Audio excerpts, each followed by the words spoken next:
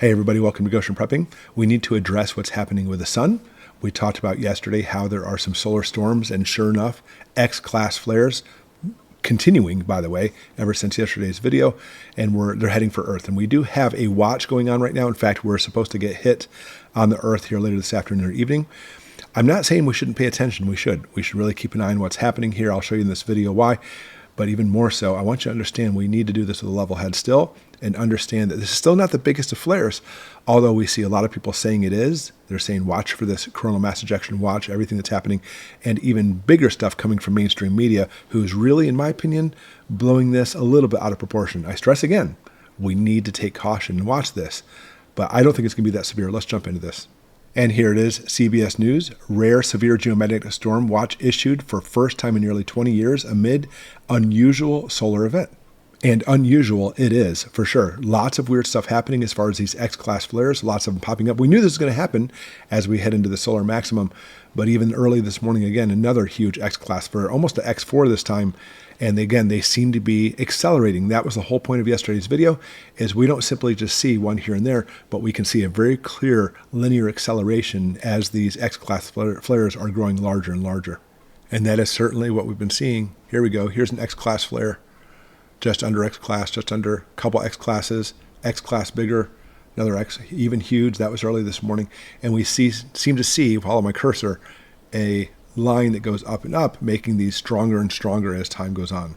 So should we keep an eye on this? We certainly should keep an eye on this, because if we see a huge X-class flare, of course, I'll put an announcement as fast as possible. But the biggest thing is, because of the flares that's happening now, and we see these geomagnetic storms heading to Earth, it could cause our internet to go down.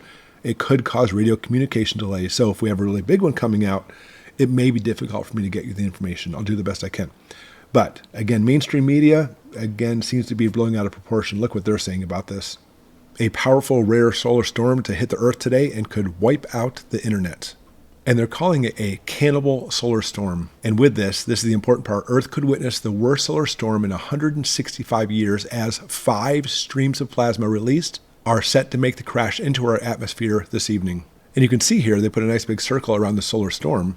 But what's amazing about this is almost the same size as the solar spot that we saw with the Carrington event in the 1800s. Well, I didn't see it, I wasn't around. But we have pictures of it that Carrington took himself. It's almost the same size, pretty darn close. In fact, I decided to go ahead and give it a test. I went out and shot this with my video camera. You can very clearly see in the bottom right-hand corner the solar spots on the sun, which is pretty fascinating. So if you're not familiar with this, you don't have to be a rocket scientist to figure this out. Here's the sun in the middle.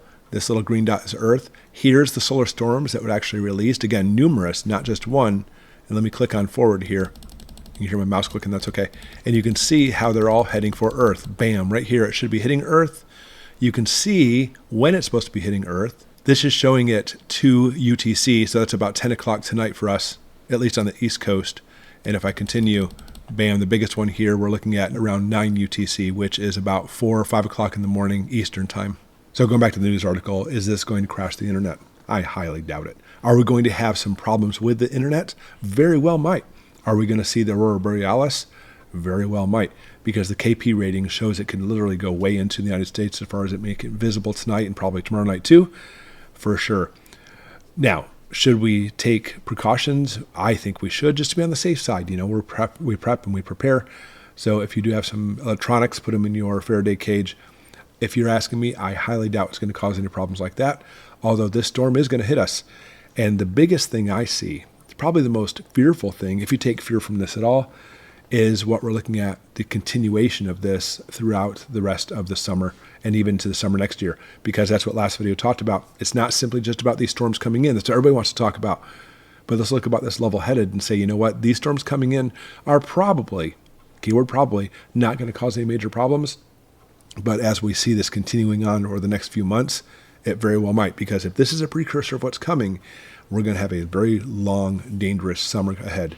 We're already seeing a long, dangerous summer ahead. You know what I mean? And I do find there's a lot of politicians who like to take emergencies and use it for their advantage. You know, let me put it that way. We've seen this many, many times in the past. So anyways, guys, keep prepping, keep watching, see what's going on. If you want to be on the safe side, put your stuff in your Faraday cage. And of course, if we see any major stuff happening, I'll try to put it out. But I mean, if the internet disappears, which is not, if the internet goes down for a little bit, I may have a difficult time reaching you. All right, guys, we'll see you a little bit later. Thanks for watching.